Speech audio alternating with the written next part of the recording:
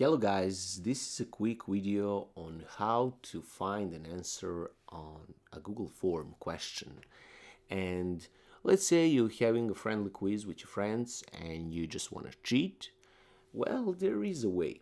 Not on all the questions, but on some this might just work. So, let's say we have a question here.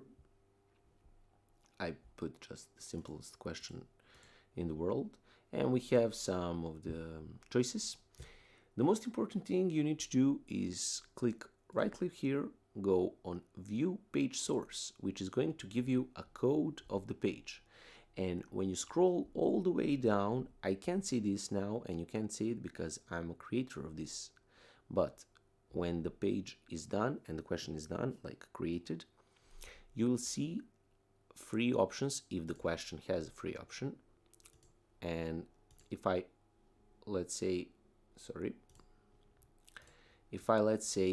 put 12 is the correct answer, right?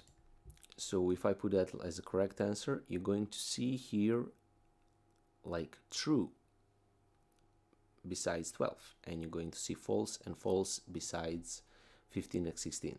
So you're going to know all the answers you need on Google Forms. I hope this helped you.